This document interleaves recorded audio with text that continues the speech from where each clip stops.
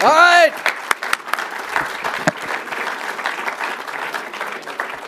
Good afternoon, and welcome to the sixth in a series of Understanding Trumpism.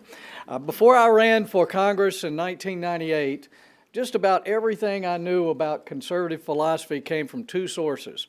One was a Heritage Foundation. A professor friend of mine did a fellowship one summer here, and after that started sending me backgrounders from Heritage.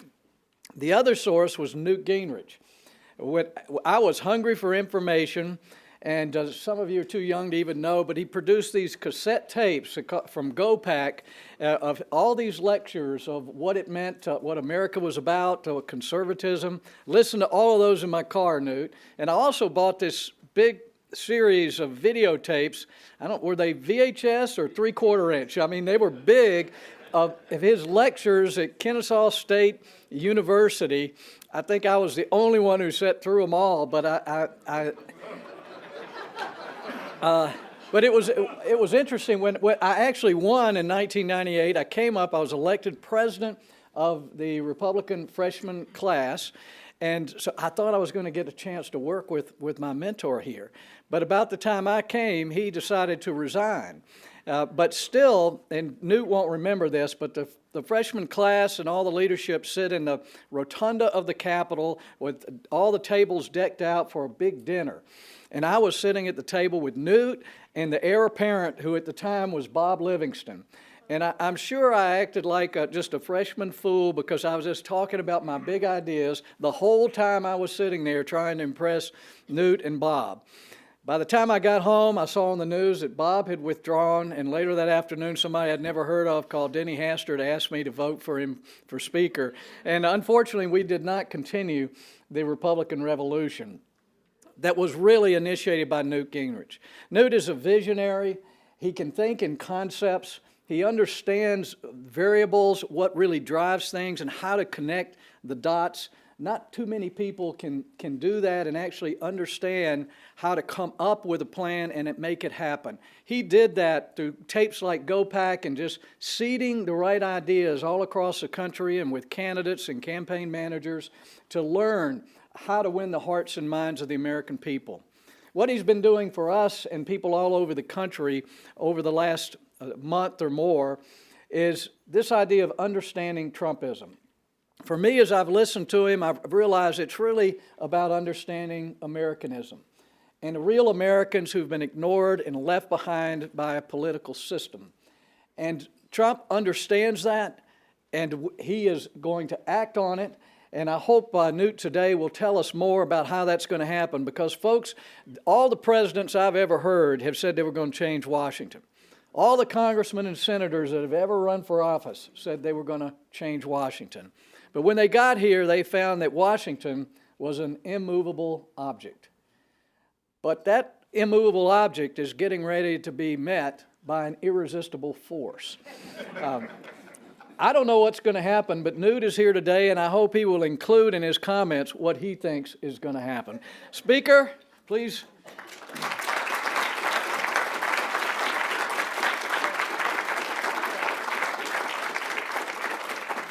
Well, it's a great honor to be here. Heritage has been just an extraordinarily generous host for these. This is the 8th speech I will have given here, and then we did one at National Defense University. All of them available at Heritage, and all of them available also at GingrichProductions.com, and they'll eventually form the core of a book called Understanding Trump that'll come out in early June that we're very excited by. And I want to thank Jim. Has been a great leader and is really carrying Heritage into new and larger zones of activism, and has really tried to help think through how do you apply conservatism so you really change things. And I think Trump, in that sense, is sort of a godsend of continuing to accelerate that. I do want to point out something that I think that Trump said brilliantly in his inaugural, and that is that the irresistible force that is changing Washington is not Donald J. Trump.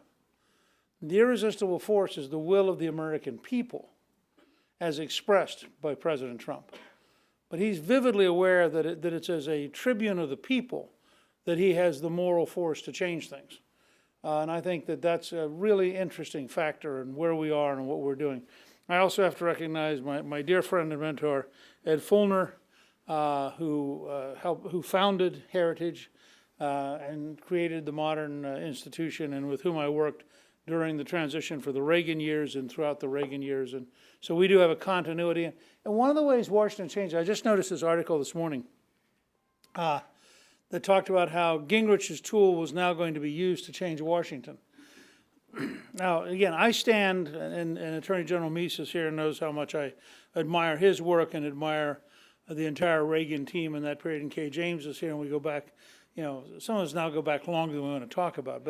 But sometimes these things come in cycles.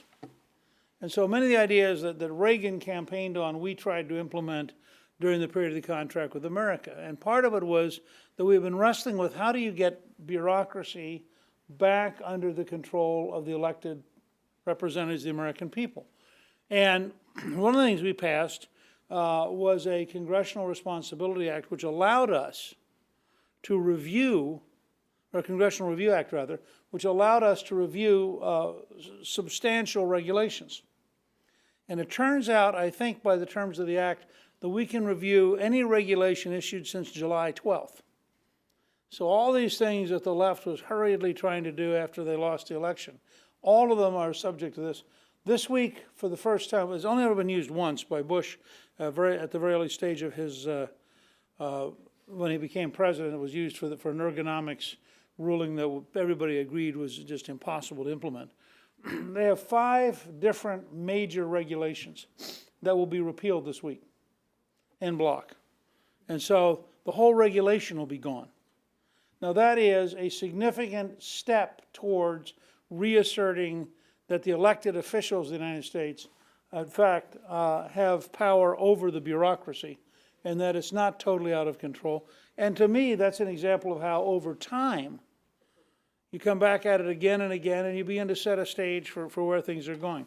Now, I wanted to spend this last talk talking about Trump at the heart of Trumpism, because I think the stage had been set. I think the American people were ready for dramatic change. But the truth is, there was no other person who could have personified and brought together the levels of energy and excitement and enthusiasm that Trump did. And I think I was really struck. Many years ago, I had a chance to have lunch with Mark Bowden, who wrote Black Hawk Down and a number of other terrific books, and who was a very practical reporter, the kind who actually reported facts, and who actually,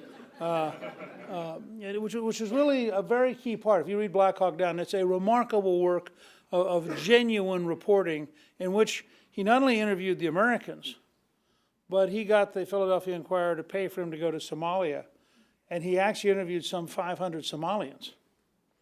So you got both sides. In fact, he told me a very funny story that he's in Somalia, and he is the only hard currency guest of the hotel.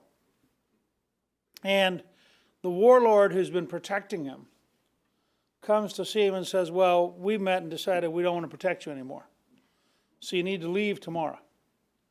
So he goes in to see the hotel manager and says, I'm going to have to move out. And the guy goes, why? I mean, you're the only guy I've got paying real currency. And he said, well, the warlord said that they would no longer protect me. And he said, the guy said to him, so what? It's not the government, he's a warlord. And he said, yeah, but, he said, you hire a bigger warlord. So he went out, found a bigger warlord, and used up his money faster, but he stayed another 10 days, protected now by the bigger warlord against the smaller warlord. Well, if you think about the practical realism and the degree to which, here's a guy who's determined to get in the middle of it. So he told me a story I've never forgotten that explains a great deal of why it's so hard to deal with the modern media.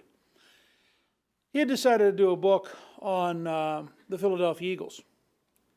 And the Eagles knew that he actually was curious about them as people. And they wanted to try to get, what is it like to have a year in a football team?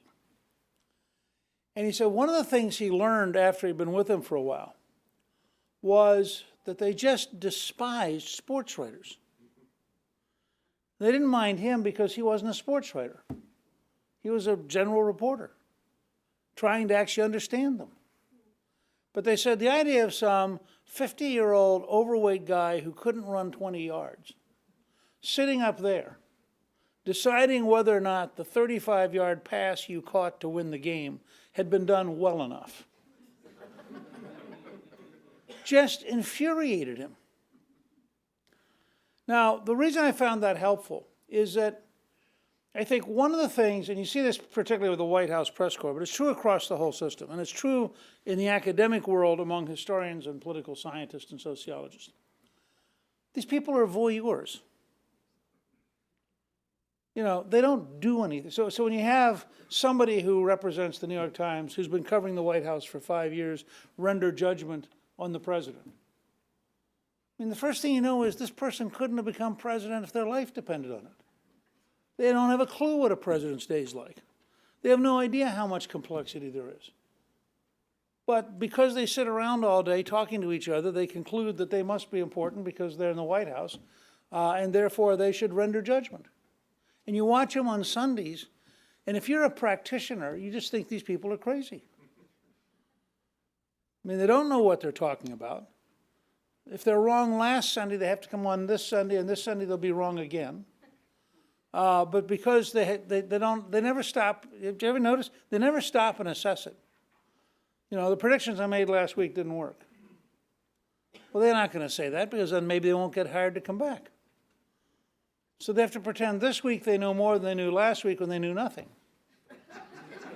Or when what they knew was wrong. Ronald Reagan used to say, it isn't so much what they don't know that's frightening, it's what they know that isn't true, which is sort of the hallmark of the modern left. And in the case of the New York Times, it goes back at least to the false coverage of Stalin in the 30s, which we know is a fact. And then, of course, the false coverage of Castro, but that's another story. So I was trying to think through how you explain Trump as being at the heart of Trumpism. And I was reminded, one of the places that first got me to think about this is a very interesting book by Gary Will called Inventing America, which is a study of the Declaration of Independence. And very early in the book, he describes the Virginians getting together to ride north. And it's his excuse to give you a little, sort of brief introduction to each Virginian. And when he gets to Washington, he says basically, I'm paraphrasing, that no modern historian understands how to describe Washington. Because Washington was not primarily a literary person. Jefferson you get, Hamilton you get, these people write.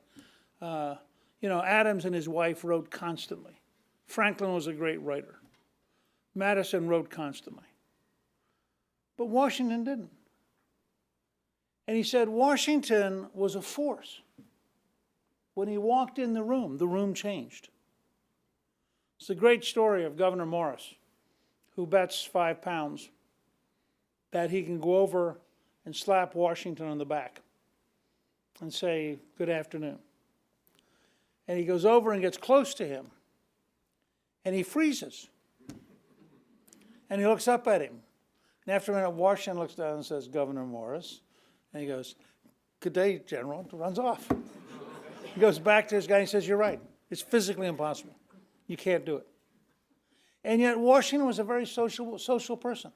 Again, you almost never get this caught because we see Washington from the back. We see the old man, wearing false teeth at the end of his career, trying to appear with the dignity he believed the President of the United States owed the country. When I was speaker, I had a portrait of Washington when he was 43 at Princeton, standing leaning against the British cannon that he had just captured. And he looked like the fox hunter who'd caught the fox. And he was younger, and people again forget, Washington was the best horseman in the colonies at a time when that meant a lot. So here you have this physically huge man who's extraordinarily strong. So strong, he could break a walnut between these two, thumb and first finger. Try it sometime at Christmas. Governor Byrd used to make money when they would be in legislature down at the House of Burgesses in Williamsburg. They would bet at night. And he'd bet a shilling that Washington could do it. And the other guy who didn't know Washington would bet against him. And he'd go over and he'd say, Governor Washington, or Colonel Washington, would you break this, please? And crack. He was that strong. The reason I tell you this is there's a very interesting parallelism. Donald J. Trump is not primarily a speaker. He's a doer. He's making his mark by doing. There's a reason he shows you, look, I signed this. Because by action, and I wrote a newsletter last week saying that the left should be terrified after the first week. Because what he's doing is by action, he's writing his story.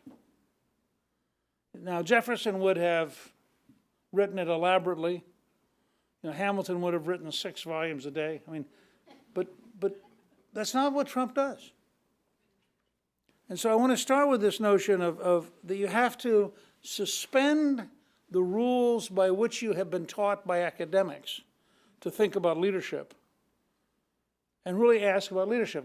Eisenhower had the same problem, that academics despised Eisenhower. And they would talk about the fact that in World War II on the weekends, he would read cowboy novels. Clearly a sign that he was not very smart. And while he was translating Thucydides from the Greek as president of Columbia in 1948, he made the comment, if you spend all week making decisions about whether or not to land at Normandy, you probably don't read history on the weekend. And you read something to allow your brain to slow down. Well, the academics, none of whom had ever done anything that mattered, had no clue what it was like to have done so much that you were too tired. And I think this is the framing in which you have to think about Trump. Trump is unique. I mean, I would say you literally have to go back to Theodore Roosevelt to find the energy level that you're seeing with Trump. Yeah, the only 2 presidents who were as disruptive were Lincoln and Jackson. And he knows he's disruptive. He thinks that's why he was elected. As those of you who know, who looked at my earlier speech on the inaugural, and I listen to these people who think it was not a very important speech or whatever, it was banal, which of course means that it was understandable to normal people. And he was saying very profound things. And now he's doing very profound things. And notice the balance, okay? And notice, by the way, the inevitable media lying about him. So they decide they're going to implement a ban, and I had the reporter called me in great shock and said, they're actually going to do this thing. I said, yes. He's been saying it for 10 months. You would think at some point in the 10 months they would have gone, oh, what if he actually means it? Now, I think some of the implementation is clumsy, but my point would be simple. It's the second week. They're going to be clumsy for a while. Unlike Broadway shows which start off Broadway and have a shakedown, the presidency starts in the full light of the whole entire planet, and your entire shakedown is done with everybody watching it. So there's some things that they're going to have to straighten out and they'll get better at. But the fact is he was implementing what he said he would do. Now you'll notice it was reported as a ban on Muslims. This is a total dangerous lie. And every newspaper and every television reporter who said it should be ashamed of themselves. Because it sent a signal to over 1 billion Muslims around the planet about something which is totally false. The largest Muslim country in the world is Indonesia. It's not touched. The second largest Muslim country, by the way, is India. It's not touched. Go down the list. It was a targeted direction, by the way, at countries that have been picked out by the Obama administration. But you can't get rational conversation. Now, we did have the spectacle of Chuck Schumer crying. But that led me to ask the following probably inappropriate question. 4,000 Americans were shot in Chicago last year. Would Chuck have found it that hard to cry for Americans? But of course, they were all Broadway tears. This was a performance. And it was baloney. Nobody was being endangered. People were being inconvenienced. And I will tell you, if my choice is a nightclub slaughter in Orlando or inconvenience, I'm for inconvenience. If it's a Christmas slaughter in San Bernardino or inconvenience, I'm for inconvenience. And I suspect most Americans are. That's not the choice they're going to be given. And I guarantee you, for a while, Trump's poll numbers will be bad.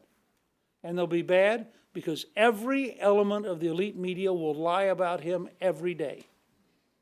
And then they'll say, see?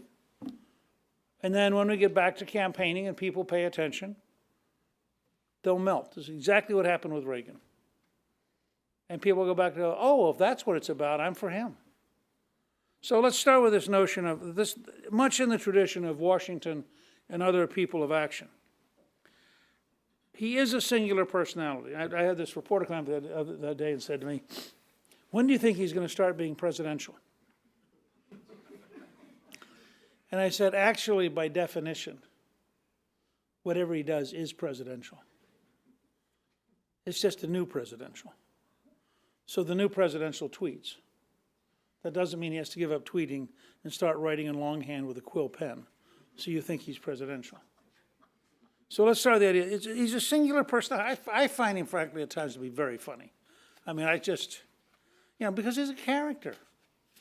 This is a guy who, in some ways, I always tell people, I'm happy because I'm basically a 4-year-old who gets up in the morning knowing there's a cookie somewhere, and my job is to find it. And so I spend all day being really happy knowing I just haven't found the cookie yet. Well, he's about a 7th grader. I mean, he gets up in the morning, he has all of the strengths and weaknesses of a really energetic, really smart 7th grader, and he wanders around.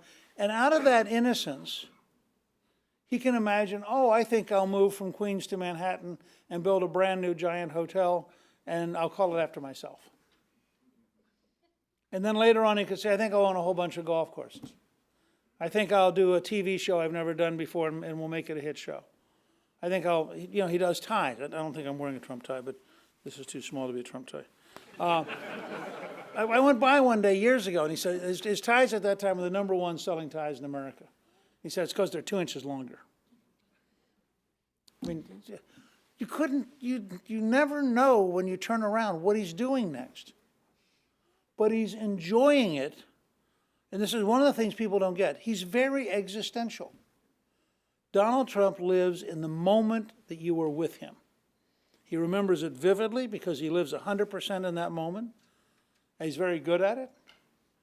And then, frankly, when he turns away from you, he turns away 100%. And he goes to the next person, the next thing, the next whatever. But he's totally engaged with life.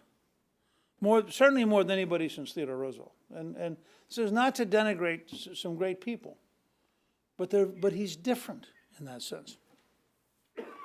He has an amazing understanding of what matters and what doesn't. And my favorite, you've heard me talk about, was the reporter who rushed up to me about, in July, I think it was. And they said, are you worried that Hillary spent $30 million last month on advertising and Trump only spent $300,000? And I said, well, I was talking to our nominee, Jeb Bush, the other day. Because Trump somehow, and I have no idea how he did this, okay? Trump somehow in probably August, September of 2015, suddenly intuited that if I can reach you with Facebook, with Twitter, with Fox and Friends, with Morning Joe, with an hour-long interview with Hannity, if I'm reaching you, it's okay that I didn't pay for it. I mean, think about this. And again, Jim has been a U.S. Senate candidate. The higher up you go, the more consultants there are, the more they tell you, and the more they try to convince you your only job is to raise money so they can then write an ad for you that they think is terrific, that you should then raise more money for. And Trump just looked around. He didn't need any consultants because there was one point, I don't remember when it was, I think it was in the spring. Somebody said, we're getting bigger now. He needs to have somebody who was going to lead the response effort. And he looked at whoever said this in total disbelief and said, I lead the response effort. What are you talking about? And he meant it. If they were going to have a response, he'd either tweet the response, he'd go on radio, he'd go on TV. Well, here's what he figured out. And this is, think about this in a way that really takes courage. I mean, I went through this in 2012, and I think if I'd done it 6 months earlier, I'd have had a better chance to win. But I got to a point where we tried for about 6 months to have real consultants in 2011, and they had all these things that real consultants have, and I couldn't do them. And we finally had a meeting, and he said, look, I don't think I can be the candidate you need. And they all quit, literally, the same day, they all quit. And all of my old team came to a meeting about an hour later, and they were totally relieved, and within 20 minutes, we were moving at 5 times the pace. Because we knew what we were doing. We know how to make noise. And that's about half of politics. The other half being to figure out the right noise. So Trump is out here, but it takes enormous courage. And he had this instinct. Now, he also, I was talking the other day with Terry Branstad, the governor of Iowa's son, Eric, who's very smart. And Eric had done a great job in Iowa. And around the 1st of August, 2016, Trump turned to him and said, I want you to do Wisconsin. He said, I think we can carry Wisconsin. I want you to go there and be in charge. And Eric said the first paper he turned in September, said on the last Sunday you need to be in Minnesota. That's how early they began to think strategically. And so here you have Trump wandering around doing stuff, but he's constantly laying out possibilities, not certainties, possibilities. He's optimizing his investment. And people who've never done this have no notion. Because he is a business leader who became president. He never became a politician in between. He just went from business leader to president. And so now he gets up every morning, he applies everything he's ever learned, and he's learned a lot in his lifetime. But he's applying it as a CEO, not as a traditional politician. And that has strengths and weaknesses. I mean, sometimes you do things that are dumb because you don't understand that there are some aspects of running the American government or some aspects of being international that are different, that are not the same as running a business. And here's one of the keys to understanding Trump. He's very, very smart. I mean, anybody, any of these reporters who think he's somehow not smart have no clue. This guy, I mean, you didn't beat 16 other Republicans. Create a unique campaign that had no traditional consultants. Beat Hillary Clinton with $1 billion and beat the elite media because he was just lucky. He's very relentlessly smart.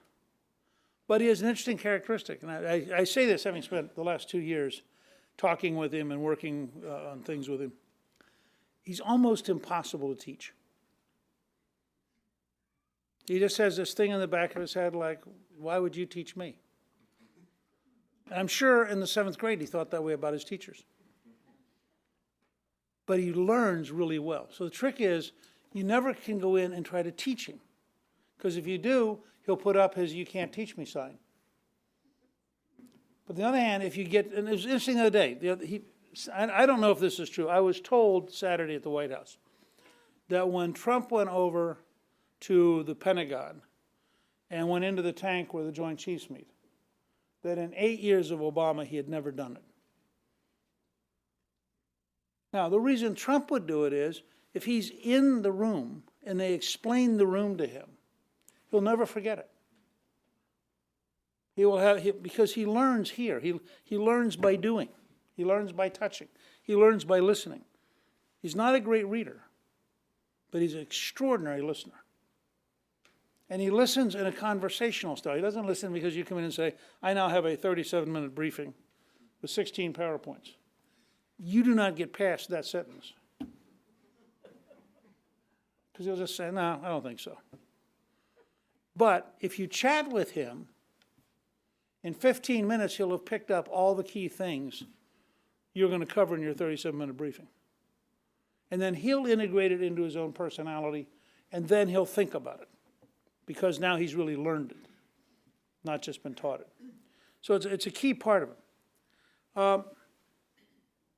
He has a great focus on individuals. It's really interesting to compare him to, and here, by the way, I think he's very similar to Bill Clinton.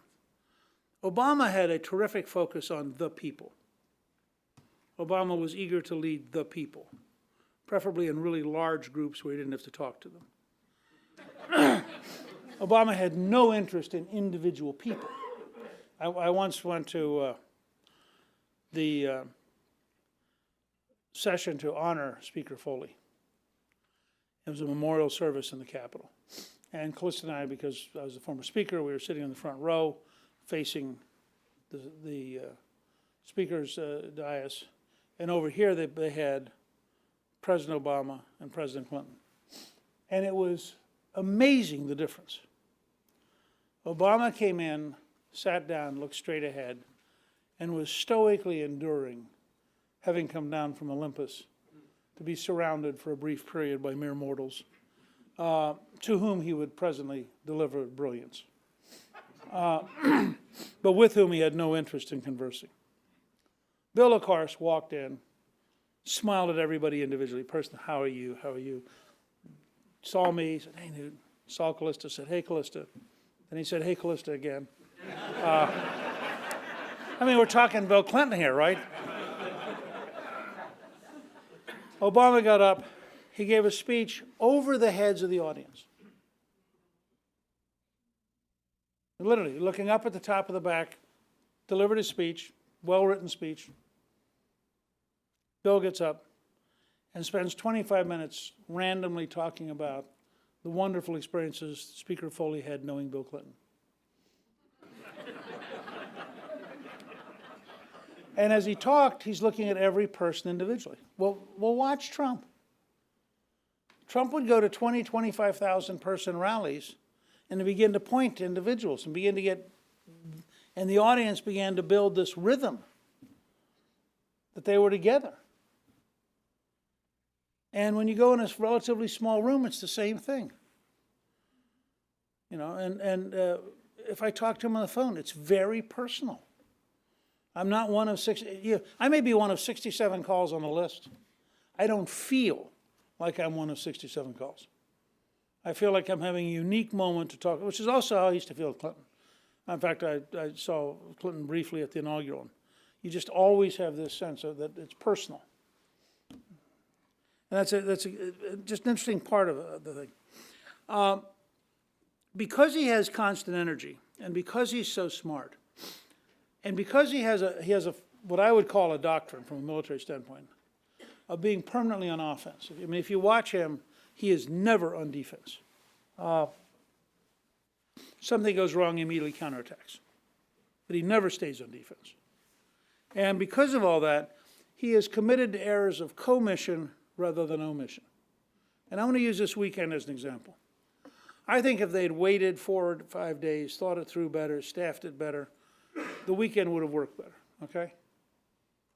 But if they did that with every single thing they're doing, they'd get about 10% as much done.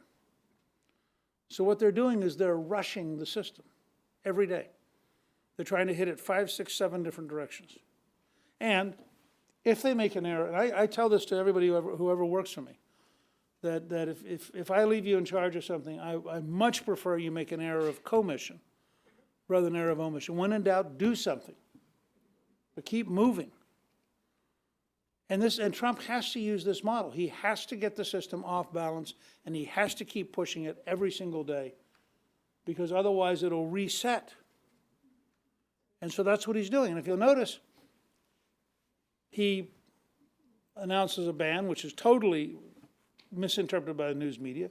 There's a firestorm. And by the way, do any of you doubt that if he'd done this 6 weeks from now with prior notice, et cetera, that there would have been demonstrations for days leading up to it? And this notion of, oh, this was so shocking, people had to go out and demonstrate. No, this was so shocking that the people George Soros pays to demonstrate all went out to demonstrate.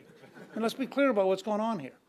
You have an Elizabeth Warren, George Soros wing of the Democratic Party committed to crippling the Trump administration any way they can, and with no regard to what it does to America. It's just a fact.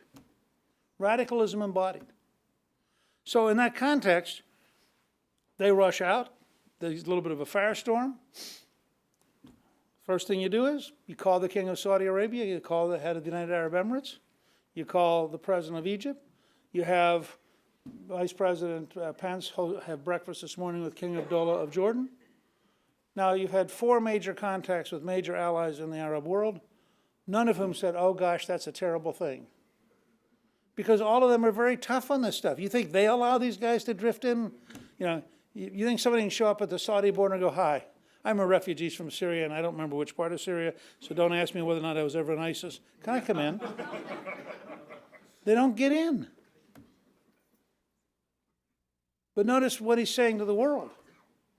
You think I got a problem? Well, ask my good friend King Abdullah. And that balances things.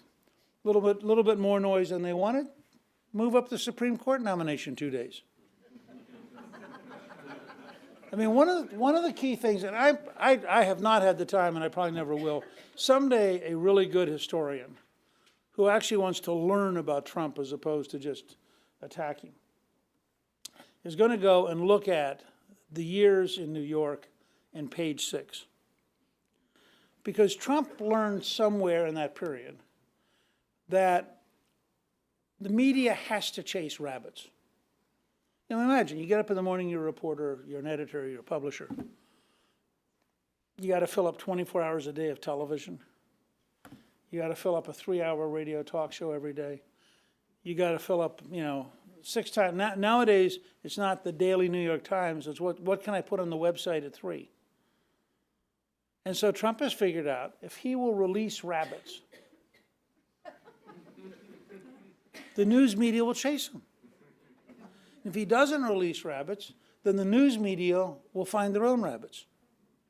And that's always more dangerous because their rabbits are more threatening than ours. So there's remember the day after the inauguration, there was going to be a big women's demonstration, which the New York Times and CBS News and everybody were going to lovingly cover as one of the great moments in American history, rivaling Washington crossing the Delaware at Christmas. So what does Trump do? He gets in a fight over the crowd size. And everybody says, isn't that really petty? And they spend hours talking about how petty it is. Do you remember what the coverage was like? Meanwhile, what is the only thing anyone remembers from the Women's March? Madonna saying she dreams of blowing up the White House. I'll bet you almost no American knows the second thing. Whereas if Trump had been quiet and allowed them to cover all those things, they would have said a lot of vicious, mean, nasty things, which they actually did say.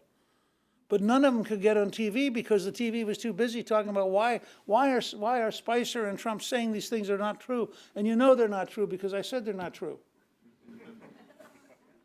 And I'm sure we're sitting around, having a cup of coffee going, except Trump doesn't drink coffee. He doesn't use caffeine. So he's, I guess, drinking water or something. I find that very strange. Anyway, you just watch and remember over the next year the rabbit theory of media and how often they will use it. A couple other things. He has a very, very good memory. Now this means, for example, that there are a number of never Trumpers who actually wanted to become maybe Trumpers. Actually, after he won, they kind of wanted to become enthusiastic Trumpers because they like to get a job. And because he has a really good memory, he goes, oh yeah, weren't you that person that did X? I remember that. It was on July 17th. Remember when you did that? I don't think you're going to be with me. And he's very good at this stuff. But he also has memories about what works and what doesn't work. And he's having all of these calls. I think he's now talked to over 100 leaders around the world. He talks to them as individuals. He remembers them as individuals. And he's gradually building in his head a much more sophisticated understanding of what's going on. He's also prepared to surround himself with very strong people because he's a very strong person. So he's not intimidated to have a couple Marine 4-star generals in his cabinet or the head of one of the largest corporations in the world. But at the same time, he promised during the campaign, I'm going to recruit good people and listen to them. So I thought the quintessential Trump moment was the other day when he said, I actually think torture probably works. And Mattis, standing next to him, said, I don't. And he turned and said, I defer to him. It's really important. Who is actually implementing the restrictions on coming to the U.S.? General Kelly. How competent is General Kelly? He's one of the most competent people in the American military in his generation. And he'll do it very, very professionally. And he'll do it in a way that will eventually get the job done. One or two last things. Trump does not believe it's possible to plan so brilliantly that you're going to avoid mistakes, and thinks that if you tried to do that, the amount of time it would take would make it impossible. This, by the way, is the whole problem of NASA as an organization, that they've now gotten so good at planning getting to Mars that by the time they get done with all the planning, you probably could walk on the mountain of plans and get to Mars. But they've lost the ability to just go out and make mistakes. And the Wright brothers failed 500 times before they flew. NASA would have cut them off around the third failure. And so it's a fundamentally different model. The Trump model is to move very rapidly, and if you make a mistake, figure it out and respond so quickly that it doesn't hurt very much. So he's continually probing. There's actually a military doctrine called a OODA loop for observe, orient, decide, act, and then loop back to observe. And the theory is that the side which can do that faster will always win, because they're observing reality, orienting themselves to what it means, making a decision, acting on the decision, and then looping back. Trump does this intuitively. And so he can be very fast, because he's not sitting around waiting for 7 smart planners to run in and give him a plan. He's probing, pushing, testing. He also intuitively believes in the German model that you starve failure and you feed success. So when something starts to work, he wants more of it. When Facebook started to work, he did more Facebook. When Twitter started to work, he did more Twitter. He never got around to trying that out with paid television ads because they were too expensive and didn't like them. And he had a core model. I personally, on television, looking you in the eye, am dramatically more believable than a commercial. And therefore, I'll beat commercials. But think about it. To have had that decision in the fall of 15, as somebody who'd never before run, and stick to it, and watch all these guys spend all this money on all these consultants running all these ads, it takes a tremendous amount of personal courage to do that.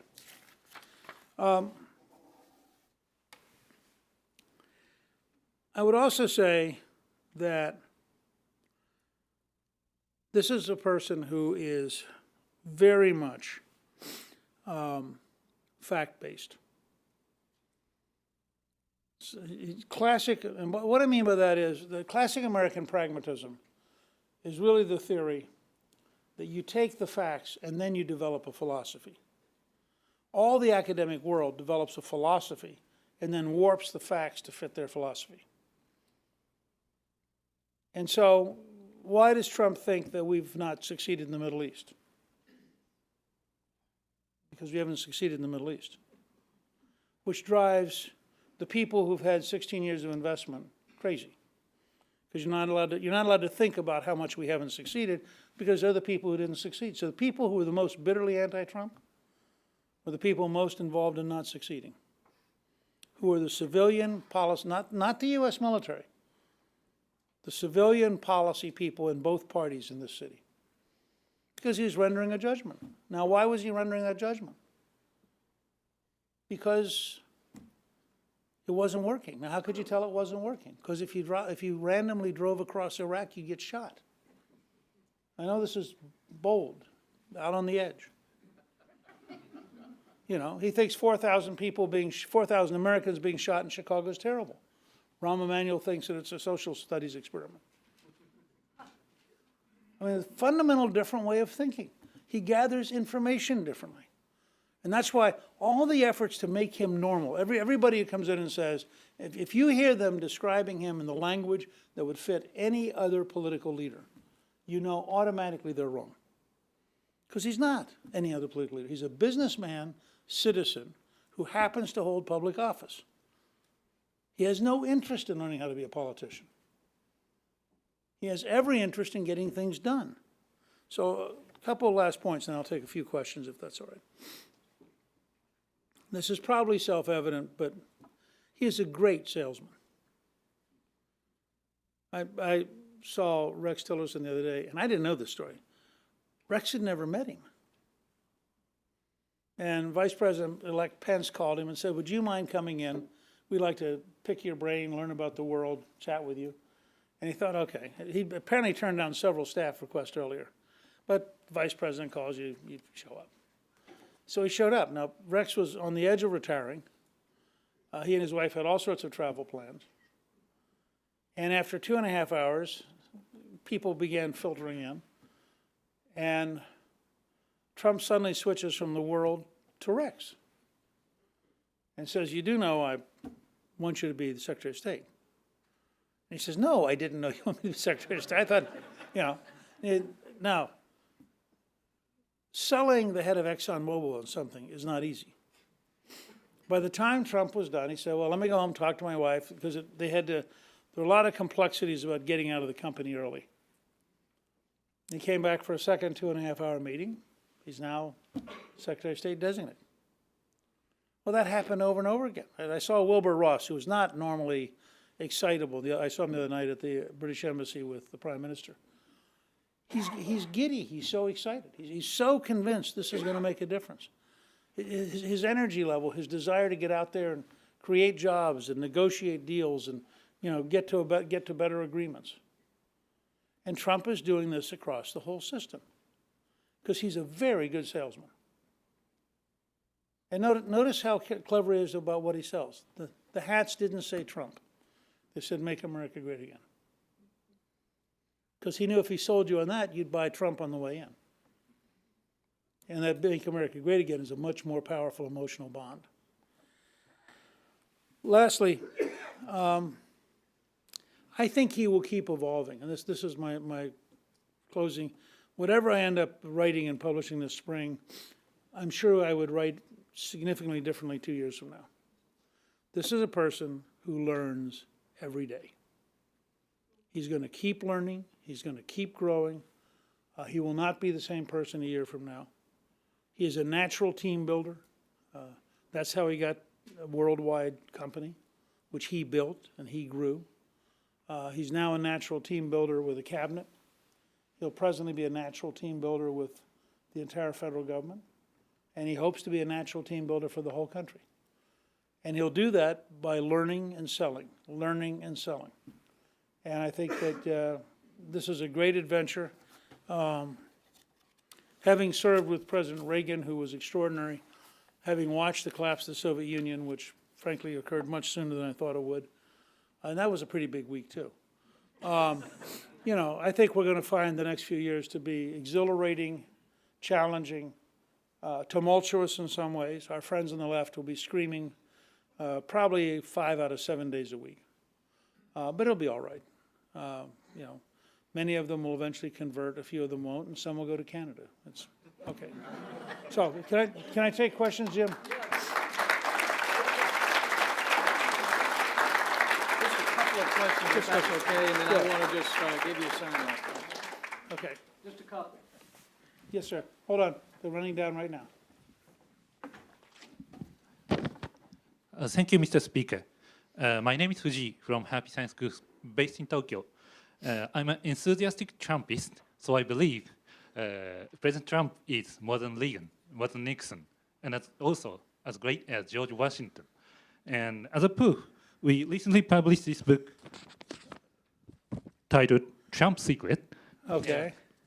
And then I think this presidency does not mean just a transition of power, but a Trump revolution and great American revolution again.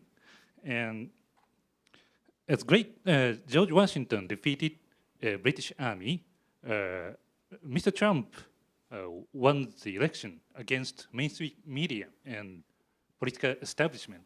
And my question is, from your historian viewpoint, what do you see President Trump as a revolutionary? Thank you. Yeah, well, I think he would reject the word revolutionary because it implies too sharp a break, but I think he would accept the idea that he represents very dramatic change. Okay, one or two more. Standing up back there. Hello, Speaker. Question for you. What does your crystal ball tell you about the future of our relationship with our friends, the Saudis. With who? With our friends, the Saudis. I mean, with friends like that, you don't need enemies. But what do you think is going to happen there? And how is I don't have a crystal ball per se, but I would say to you that the odds are pretty good they're going to have a good relationship, in part because the Saudis are terrified of Iran and have a deep desire to be our allies, and in fact are now closer to the Israelis than they've ever been, and they now do a significant number of things together secretly because they have a common opponent. And so the Saudis are trying to modernize. I think it's very hard for them to do. But I do think that the new king has developed a plan, and President Trump, and according to the White House announcement over the weekend, President Trump, in talking with him, wished him well in their plan for economic evolution and change over the next few years, and indicated a desire to be helpful. So I think that I agree with you that the Saudis certainly have been the leading funders of Wahhabist schools and other things that are problematic. But on the other hand, they also, I think, are a force for stability as compared to Iran, and I think Iran is the central problem in the region. One more, okay. This lady right here. Hold on, bringing you your microphone. You get to be the last one in a long Thank you. I series of guess speeches. it's not going to be that exciting. But I was just wondering if you could share your thoughts on the influence of the individuals around Trump. He is a learner, you said, and he has individuals like Steve Bannon and Jared Kushner around him. What is the role that they're playing in educating him? I think they actually, first of all, he has a very divided centers of power. So you have Jared and Ivanka, you have Vice President Pence, you've got Reince Priebus as the chief of staff, you've got Steve Bannon as a strategic planner, you have Kellyanne Conway on communications. I mean, you have a whole team of people around him in that sense. And Spicer, who I think is doing a better and better job as the Daily Press Secretary. But remember, one layer out, you have an entire cabinet of very, very strong people. I've described it as the strongest cabinet since Eisenhower in 1953. And then one layer beyond that, you have everybody that Trump calls and talks to. I mean, he called me this afternoon for a couple minutes, and he routinely goes through just chatting with people. He is very clear he does not want to be isolated or fed baloney or cut off from many friends. And then beyond that, candidly, and I've flown with him enough to watch this, he has television. I mean, where Ronald Reagan would read Human Events and be involved, and had 2 or 3 sources like that, like National Review, Trump has Morning Joe and Fox and Friends and Hannity. And I mean, I'll occasionally do something like on Fox and Friends, and I'll get a phone call. That was really good. So I now find myself every time I go on TV, I'm worried. I mean, so I think all I'm saying is I think his sources of information are extraordinary. I think he's very conscious of not being trapped. And he is very clear. I'll close with this. I have zero doubt that the person who is in charge of the Trump presidency is Trump. And that he is quite clear in his own mind that it will not change, period.